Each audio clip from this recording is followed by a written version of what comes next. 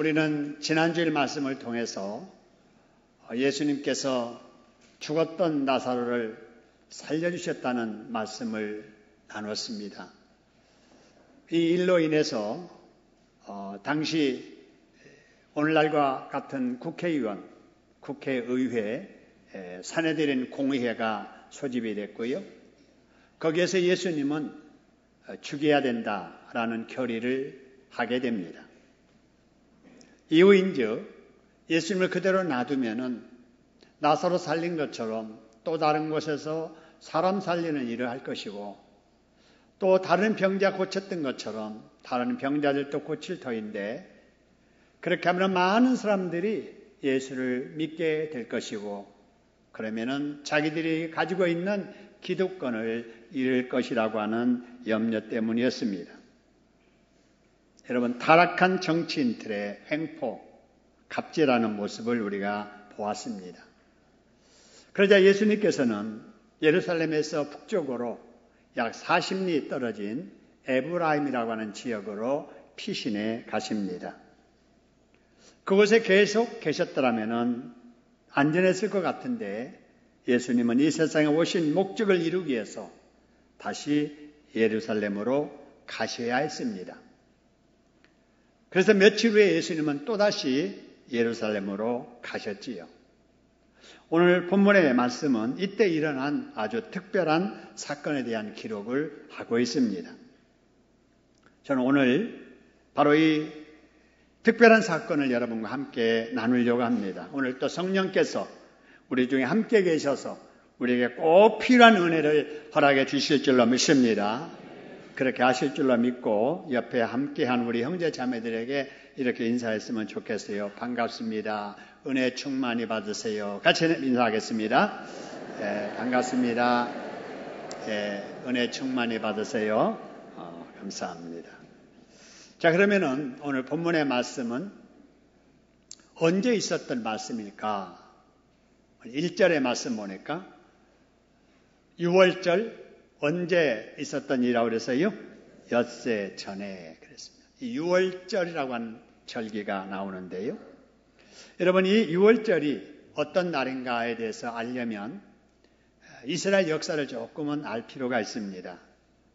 우리가 성경을 통해 아는 바와 같이 이스라엘 사람들이 한때는 저 애굽이라고 하는 하나님을 모르는 그 나라에서 살고 있었습니다. 사람 대접도 받지 못하고 노예 생활했었지요. 이때 하나님께서는 때가 되매 이스라엘 백성들을 이제 해방시켜 주셔야 되겠다 생각하고 모세를 통해서 그 당시 애굽을 통치하던 바로 왕에게 요청합니다. 이스라엘 백성들을 나가게 하라. 그래도 바로 왕이 이거를 거듭 거절하게 됩니다. 그런데 마지막 이스라엘 백성들이 해방되기 바로 전날 밤에 애굽의 전역에 초상이 일어나는 일들이 벌어지게 됩니다. 그것은 바로 죽음의 사자가 애굽 사람들의 집집마다 찾아가서 그 집에 처음 난 것들을 죽이는 것입니다. 그런데 이상하게도 같은 지역에 섞여 살고 있지만 이스라엘 사람들이 사는 집에는 죽음의 사자가 들어가지 못하게 됩니다. 이거를 바로가 보고서 더 이상 하나님 거역했다가는 우리 백성들 다 죽게 생겼다 해서 원치 않지만 하나님의 그 능력에 굴복해서 이스라엘 백성들을 나가라고 허락을 하게 됩니다. 그 결과 이스라엘 백성들이 애굽에서 해방되어서 출애굽하게 된 것이지요. 그 후부터 이스라엘 백성들은 이 날을 잊을 수가 없었습니다. 그래서 죽음의 사자가 넘어간 날, 6월한 날이라 해서 매년 그들의 명절로 지키고 있었는데 그것이 바로 6월절입니다.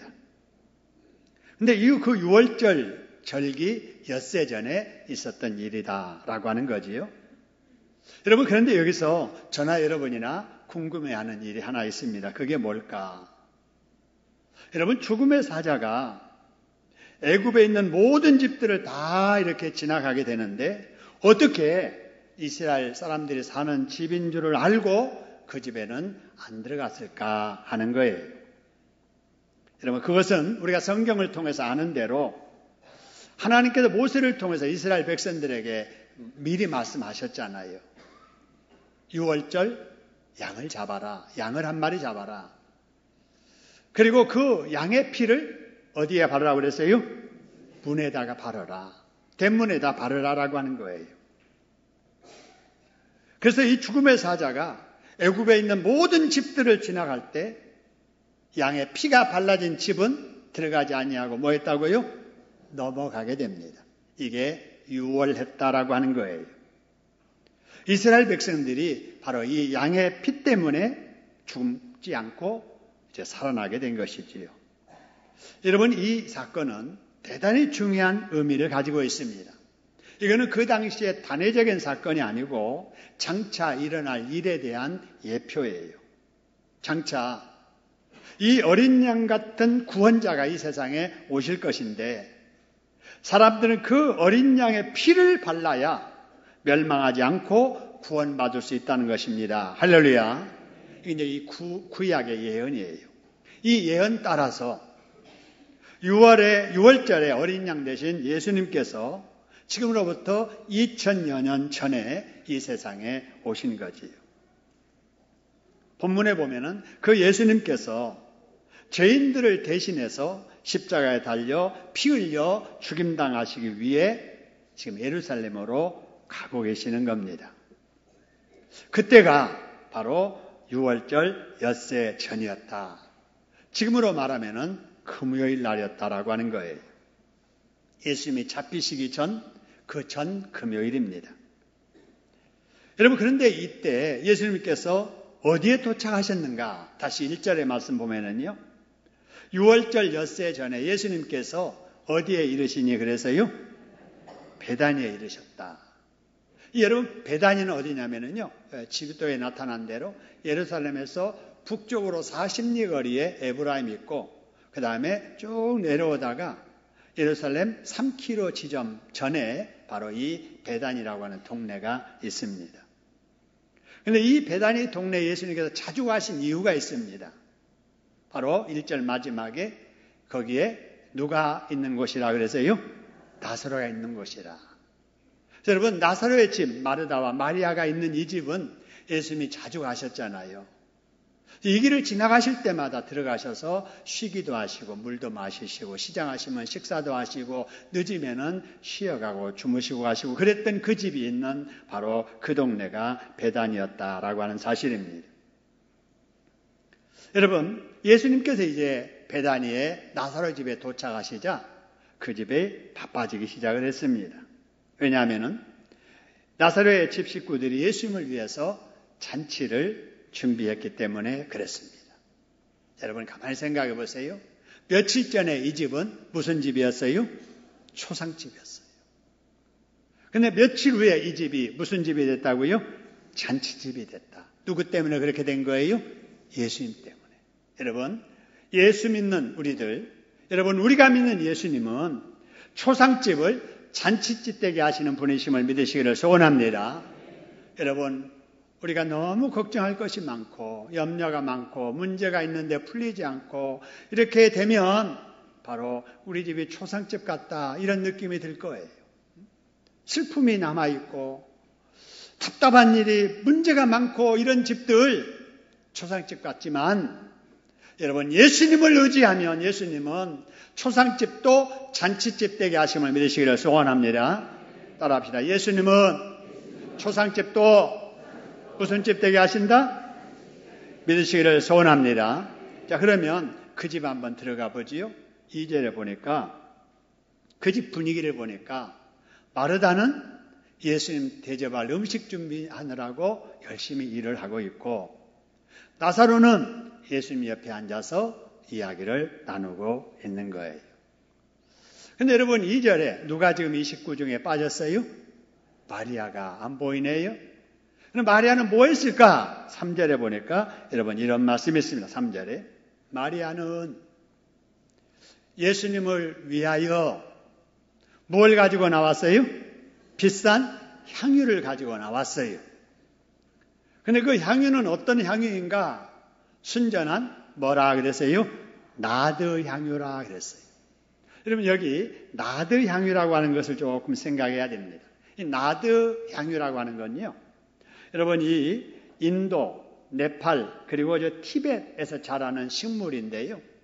이 식물의 뿌리를 보면 굉장히 냄새가 독특하고 좋다고 합니다. 그래서 이 나드의 식물의 뿌리를 모아가지고 이렇게 즙을 짜서 만든 게 향수인데 무슨 향수라고요? 나드 향수예요. 여러분 그래서 그 당시 사람들이 향수 하면은 나드 향수 이렇게 알려졌던 거예요. 그래서 여러 사람이 나드 향수를 좋아하다 보니까 진짜가 있으면 뭐가 있어요? 꼭 가치가 생겨나잖아요. 짝퉁이 생겨나가지고 나드 향수도 아닌데 그냥 나드 향수라고 이렇게 말하는 사람들이 많이 있어서 그것과 구분하기 위해서 여기 뭐라고 표시했냐면은 여기 비싼 향유인데 어떤 나드 향유라고 그랬어요? 순전한 짝퉁 아닌 진짜 나드 향유를 가지고 왔더라 이렇게 말합니다. 여러분 그런데 이 나드 향유가 그 당시 어느 정도였느냐 보니까 근수로 말하는데 어느 정도나 된다고 그랬어요? 한 근이라 그랬어요. 한 근이 요새 우리 무게로 말하면은 340kg 정도 됩니다. 반근 조금 더 되지요. 이것이 가격으로는 어느 정도 될까? 5절에 보니까 그 가격이 나오는데요. 바로 이것을 팔면 300데나리온을 받을 수 있다는 거예요. 300데나리온이 얼마나 될까? 화폐 단위가 달라지면은요, 이 가격을 여러분 측정을 하기가 어렵습니다. 외국에 가면은 뭐 달러를 이렇게 하고 파운드를 사용하고 이렇게 사용할 때 이게 우리 한국 돈으로 얼마 가치가 있을까 해서 항상 이렇게 환산해 보잖아요. 1달러? 어느 정도 되는 거야? 10달러? 어느 정도 되는 거야? 1달러에 1200원 정도 하니까 10달러면은 12,000원 되겠네. 이거 별거 아니네. 그러면서 쉽게 또 쓰기도 하고 아니면은 전략하기도 하고 그러잖아요. 근데 이 데나리온이라고 하는 가치는 어느 정도냐면요. 다른 성경에 데나리온이 나오는데요. 작년 한 사람이 밖에 나가서 일하고 일당으로 받는 하루 일당이 1데나리온입니다. 그러니까 300데나리온이라고 하는 것은 휴일 빼고 이렇게 품팔이해서 돈 버는 사람의 1년 연봉 정도. 오늘날 액수로 말하면은 2천만 원에서 3천만 원 정도 되는 가치가 있는 바로 이 향수를 바로 이 마리아가 가지고 나온 거예요.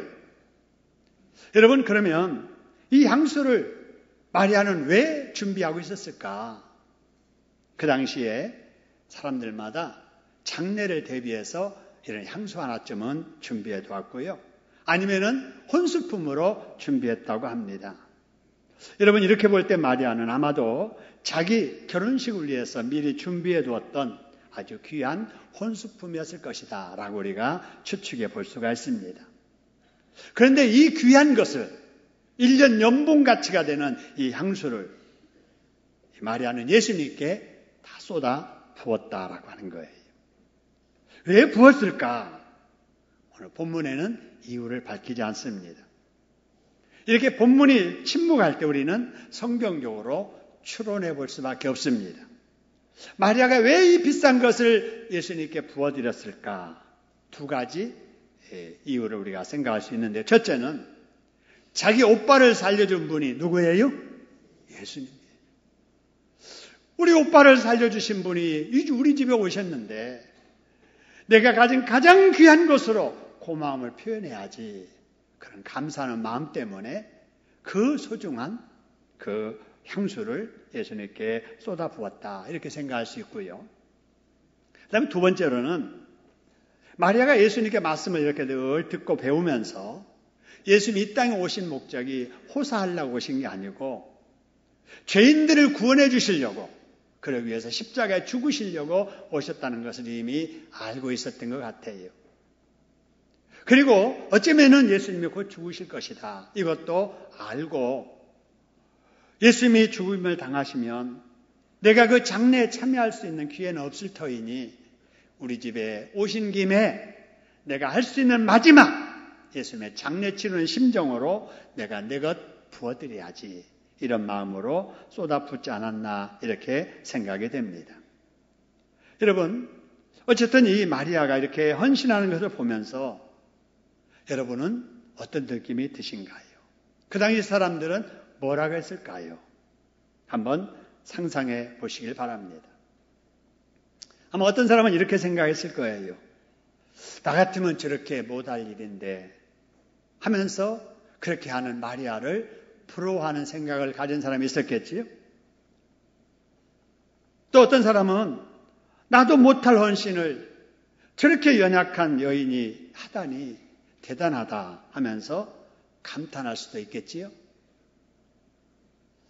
또 한 가지는 내가 저렇게 못해도, 나는 저렇게 못해도 내가 할 수 있는 방법으로 나도 주님께 감사하며 살아야지, 이렇게 다짐할 수도 있을 것입니다. 아마 여러분들은 다 그런 생각을 하셨겠지요? 마리아 헌신을 보면서 이렇게 부러워하고 이렇게 감탄하고 이렇게 다짐하는 마음들 하나님이 기뻐하실 줄로 믿습니다. 하나님은 그런 마음을 가진 사람에게 그렇게 살 수 있도록 축복해 주실 줄로 믿습니다.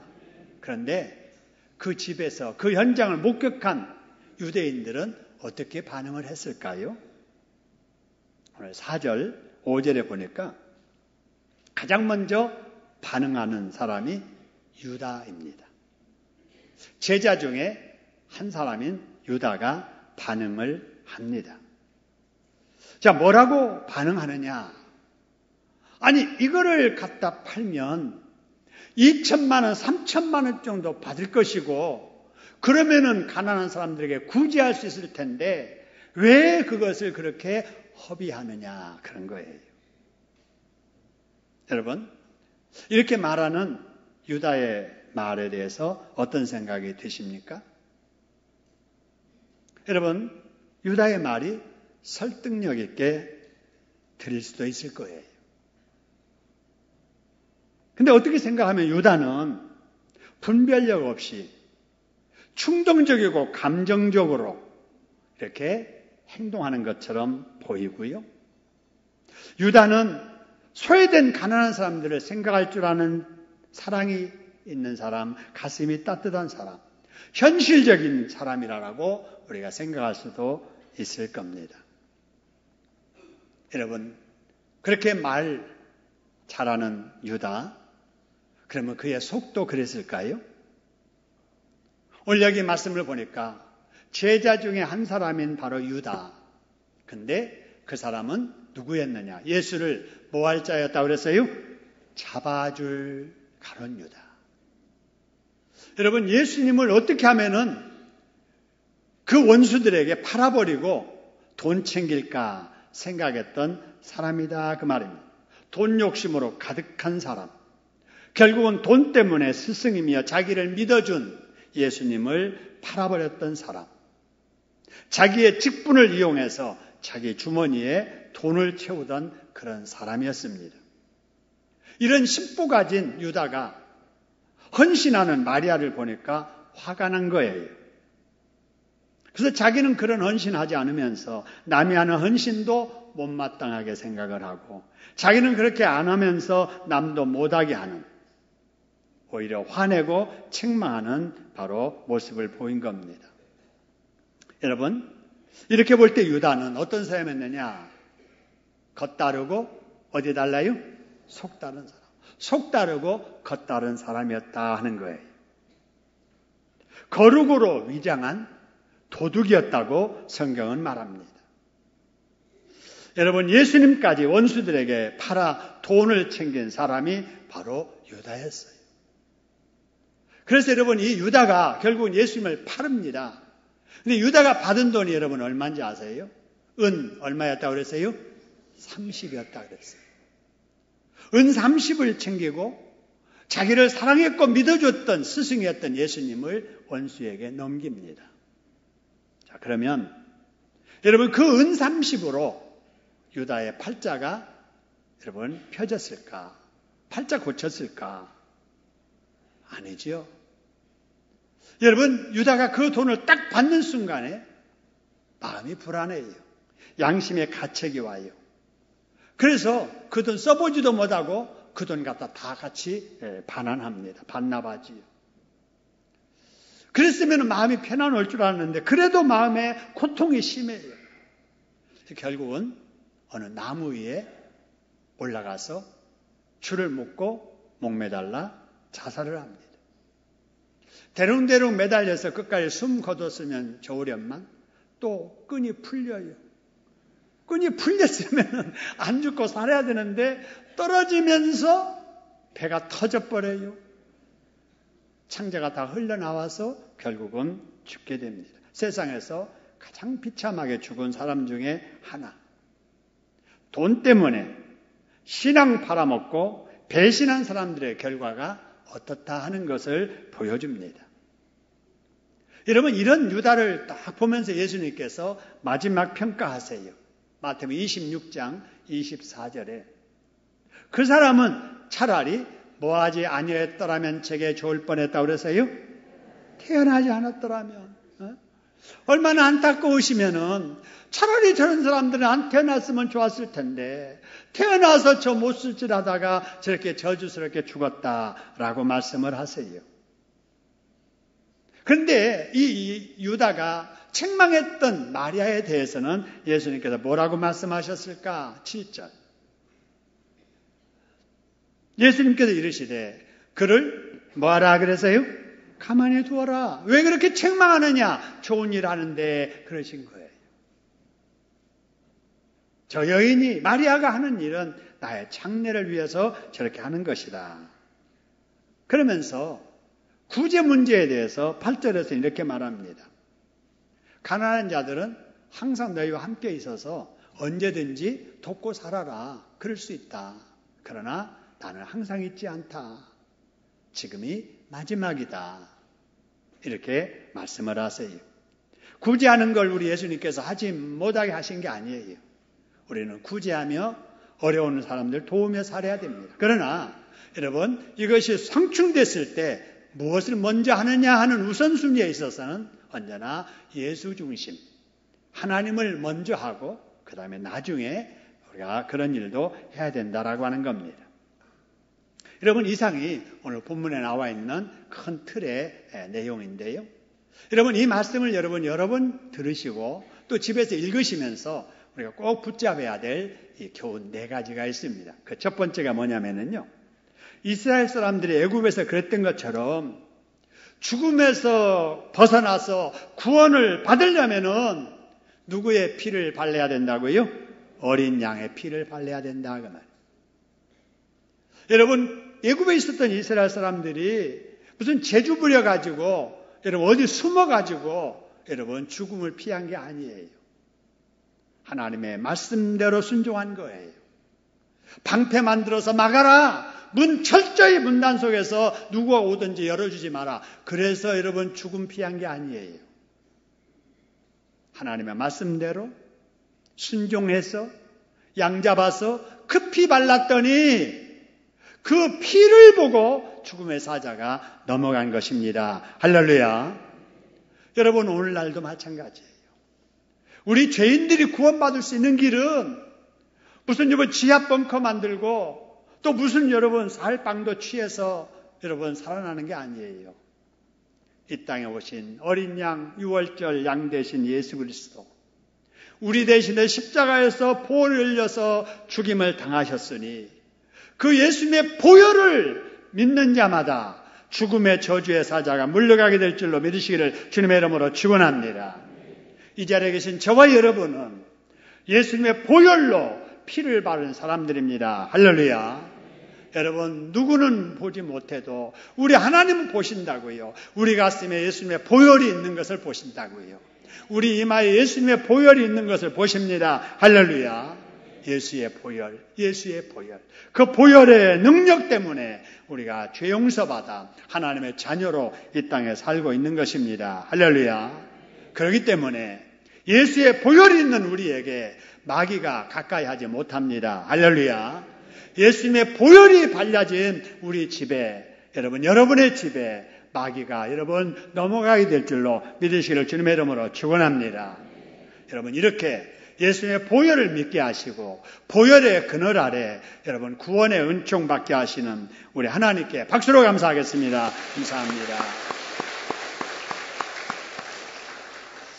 여러분, 본문의 사건을 통해서 우리가 붙잡아야 될 두 번째 교훈은, 우리가 은혜를 받았으면, 우리가 보혈의 공로로 우리가 살림을 받았으면 마리아처럼 감사할 줄 알아야 된다라는 것입니다. 여러분, 우리는 하나님의 은혜 속에 살고 있습니다. 할렐루야. 우리가 죄 용서 받은 것도 하나님의 은혜예요. 이 땅에 하나님의 백성으로 하나님의 자녀로 산다는 것도 하나님의 은혜입니다. 할렐루야. 여러분, 질병 많은 세상, 내가 이만큼이라도 건강 누리며 산다는 거, 이런 복인 줄로 믿으시기를 소원합니다. 어려운 세상, 우리 가정 이만큼 여러분 식구들과 함께 사는 것도 하나님의 은혜요. 어렵고 답답할 때가 많아도 마음에 그래도 평안 주신 거 하나님의 은혜인 줄로 믿습니다. 주변에 시험 들지 않는 교회 찾아보기 어려울 정도로 여러분 혼란한 시대에 우리 교회가 이렇게 진리 안에 편안하게 부흥하는 것도 하나님의 은혜인 줄로 믿습니다. 이 세상의 가장 위험한 나라가 우리 대한민국입니다. 북한에서는 쉴 새 없이 계속해서 핵을 만들고 미사일을 쏘아대도 우리는 안전하게 살고 있는 거 하나님의 은혜인 줄로 믿으시기를 주님의 이름으로 축원합니다. 우리가 누리고 사는 거 어느 것 하나도 은혜가 아닌 것이 없습니다. 우리는 하나님께서 초상집 같은 집들, 여러분 잔치집 되게 하시는 은혜 속에 살고 있는 것입니다. 할렐루야. 따라합시다. 내가 누리는 모든 것은 다 하나님께 베푸신 은혜이다. 그 밑에 줄 읽어봅니다. 시작. 하나님께서 초상집을 잔치집 되게 하시는 은혜를 베풀어 주셨다. 할렐루야. 그렇다면 이런 은혜를 받아 은혜 속에 산다면 우리는 하나님 앞에 감사해야 될 줄로 믿습니다. 우리가 누리고 사는 모든 것 하나님이 주셔서 누리고 사니 누리고 살면서 하나님께 감사하며 살으시기를 주님의 이름으로 축원합니다. 그럼 어떻게 하는 것이 여러분 감사하는 것일까 하는 거예요. 여러분, 마리아는 자기 가진 것 중에서 가장 귀한 것을 주님 앞에 부어드림으로 주님 사랑을 실천했습니다. 표현한 거예요. 그렇다면 우리가 가지고 있는 귀한 것들이 뭘까요? 여러분이 가지고 있는 것 중에 소중한 것들이 뭡니까? 내게 가진 생명이 소중하고 내 몸이 소중하고 내가 가지고 있는 물질이 소중하고 내가 할 수 있는 재능이 소중하고 내가 살고 있는 시간이 소중하다. 여러분, 그렇다면 이런 모든 것을 가지고 우리 하나님을 기쁘게 해드리는 일에 사용해야 될 줄로 믿습니다. 내가 누리는 시간을 구별해서 드리는 것이 주일 지키는 일이에요. 내가 가진 물질을 구별해서 드리는 것이 11조요, 주일헌금이요, 감사헌금이에요. 내가 할 수 있는 재능으로 주님을 섬기는 것이 봉사입니다. 할렐루야. 여러분, 이런 봉사, 이런 헌신, 이런 감사 해야 되겠어요? 안 해야 되겠어요? 대답을 해봐요. 여러분, 해야 돼요? 안 해야 돼요? 근데 언제 해야 돼요? 예. 마귀가요, 우리 성도들을 미혹하는 방법이 있습니다.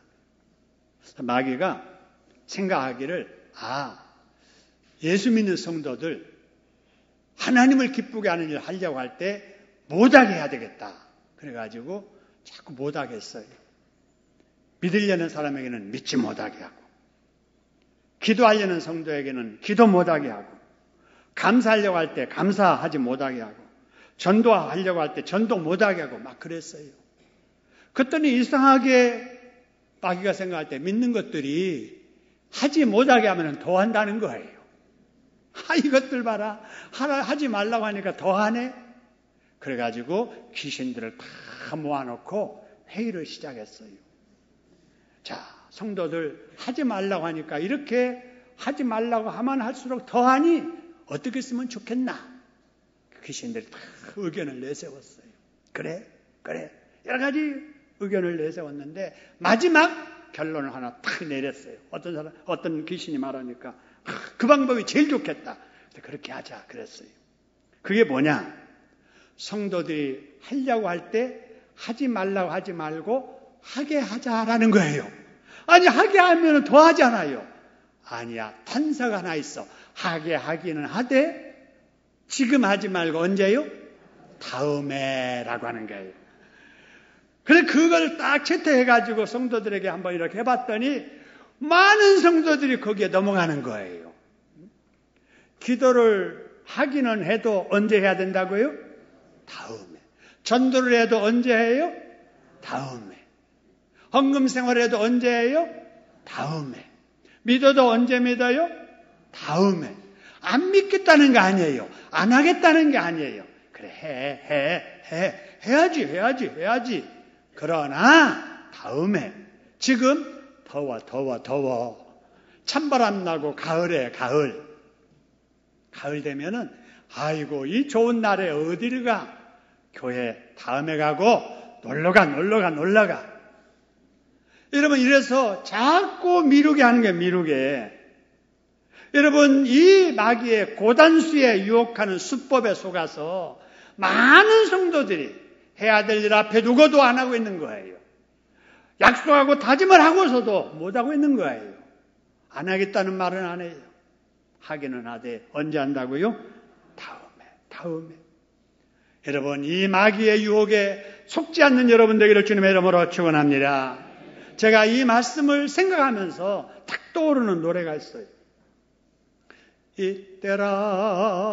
이때라 주의 긍휼 받을 때가 이때라 지금 주께 나와 겸손하게 하래라 구원함을 얻으리 언제라고요? 이때 여러분 해야 되겠다고 생각했던 일 하나님 앞에 약속하고 다짐했던 일 지금까지 미루었다면 여러분 더 이상 미루지 말고 오늘부터 시작하시기를 주님의 이름으로 축원합니다. 여러분 꼭 그래야 됩니다. 여러분 미루지 말고 실천하시다가 하나님께 영광 돌리고 복받는 저와 여러분 되기를 주님의 이름으로 축원합니다. 오늘 본문의 말씀을 통해서 우리가 붙잡아야 될 세 번째 교훈은 우리가 절대로 겉다르고 속다르게 행동하면 안 된다라고 하는 것입니다. 여러분 마리아같이 행동으로 예수님의 사랑을 실천하는 사람 되기를 주님의 이름으로 축원합니다. 유다같이 겉다르고 속다르게 말로만 사랑하는 사람 되면 안 된다 그 말입니다. 구제한다는 거, 가난한 사람들을 위한다는 핑계로 어떻게 하면은 저 돈 돈깨에다 집어넣어가지고 내가 그 중에 일부를 내 주머니에 넣을까 이런 계산하고 살면은 안 된다 그 말입니다. 여러분 마리아와 유다를 비교해보면은 말로는 유다가 믿음 좋은 사람 같아 보이고 사랑 많은 사람 같아 보입니다. 그러나 그의 속마음은 돈에 대한 욕심이 가득한 사람이었고 예수님께 헌신하는 것을 자기도 하지 않으면서 남도 못하게 방해하는 그런 사람이었습니다. 그러나 절대 그런 사람 되면 안 되죠. 내가 못하는 일을 옆에 누가 하는 걸 본다면은 내가 해야 할 일을 내 대신 저렇게 해주니까 너무 고맙다. 그런 마음을 가지고 잘했다고 칭찬해주고 격려해주고 고맙다고 응원해주고 돌아서서는 그 사람을 위해서 기도해주고 나도 그렇게는 못해도 비슷하게라도 그렇게 살아보려고 노력하는 우리가 돼야 될 줄로 믿습니다. 오늘 본문의 말씀을 통해서 붙잡아야 될 네 번째 교훈은 이 세상에서 믿음 지키며 살 때 우리를 돕는 사람보다는 뭐 하는 사람이 더 많다고요? 방해한 사람들이 많더라 하는 것입니다. 여러분 마리아의 집에서 예수님을 위해서 잔치를 하면서 마리아가 예수님께 그 귀한 옥합을 깨뜨려서 부어드리자 이해할 수 없는 일이 일어납니다. 여러분 무슨 일이 일어났을까? 이해할 수 없는 일. 10절, 11절 보세요. 대제사장들이 누구까지 죽이려고 모의하니 그래서요? 나사로까지. 나사로가 잘못한 게 뭐 있어요? 나사로 살려줬던 예수를 죽이려고 하더니 나사로까지 죽이려고 또 그러는 거예요. 이유가 뭡니까? 나사로 때문에 많은 유대인이 가서 누구를 믿기 때문이라고 그러세요? 예수 믿기 때문에. 아니, 예수 믿으면 좋은 일 아니에요. 예수 믿으면 그 사람 변화되고, 그 사람이 변화되면 가정이 변화되고, 가정이 변화되는 가정이 많아지면 사회가 변화되고, 그러면 나라도 여러분 좋아질 텐데, 대제사장들은 싫은 거예요. 될 수 있으면 예수 안 믿는 것이 좋은 거예요. 여러분, 이런 일이 지금도 우리 주변에서 일어나고 있습니다. 여러분, 예수 믿지 않는 불신자들은 주는 것 없이 예수 믿는 우리를 미워해요. 예수 믿지 않는 사람들은 교회에 사는 일이라면 무조건 다 외면하고 싫어하고 비난하고 그렇습니다. 여러분, 우리 예수 믿는 것, 신앙생활 하는 것을 여러분 좋아하고 격려하고 여러분 이런 사람들 많지 않아요? 우리는 이렇게 대적들, 시기 질투하는 사람들 많은 가운데 신앙생활을 하고 있는 거예요. 그렇기 때문에 여러분 우리가 이 어려운 세상에서 믿음 지키며 산다는 것은 전쟁하는 거나 마찬가지예요. 여러분 우리의 신앙생활은 마귀와 전쟁하는 겁니다. 할렐루야. 시기 질투하는 이들과 전쟁하면서 우리가 신앙 지키며 사는 거예요. 우리가 죄악된 문화와 전쟁하면서 우리가 살고 있는 것입니다. 죄악된 이 세상에서 나를 지키기 위해서 나와 전쟁하듯 싸우면서 우리가 신앙생활을 하는 것입니다. 한번 따라합시다. 이 세상에서 믿음 지키며 신앙생활을 하는 것은 영적인 전쟁을 하는 것이다. 여러분, 영적 전쟁에서는 우리가 져야 돼요? 이겨야 돼요? 이겨야 돼요. 그런데 우리 힘으로, 우리 지혜로는 이길 수가 없어요. 여러분, 우리를 미혹하고 대적하는 여러분 이 세력들은 우리보다 훨씬 강합니다. 보세요. 우리는 약한데 우리를 대적하는 세력은 강하다면 약한 우리가 강한 대적을 이기려면 우리 대적보다도 더 강한 자를 우리가 의지하면 될 줄로 믿습니다. 여러분, 우리 사탄 마귀보다 더 강한 자가 예수 그리스도이십니다. 할렐루야. 여러분 우리가 예수 그리스도를 의지하면 우리는 약해도 우리 앞에 나보다 강한 자를 이기도록 우리 예수님의 능력의 오른손을 들어서 우리를 지켜주실 줄로 믿습니다. 그럴 때 우리는 승리하면서 살 수가 있는 겁니다. 여러분 그동안도 우리가 이 예수님의 도우심의 덕에 살아왔고 지금도 예수님의 도우심의 덕으로 살고 있으며 앞으로도 예수님의 도우심으로 살아야 될 줄로 믿습니다. 그런 예수님이 7월 보내는 바로 우리 이 자리에 함께 계신 줄로 믿으시기를 소원합니다. 여러분 더워도 8월 한 달 동안도 이 좋으신 예수님 손 꼭 붙잡고 여러분 주님 때문에 승리하는 행복한 저와 여러분 되기를 주님의 이름으로 축원합니다. 우리 통성으로 한번 기도하지요. 오늘 주신 말씀을 생각하면서 하나님 그렇습니다. 이렇게 살겠습니다. 이렇게 살게 해주세요. 기도합니다.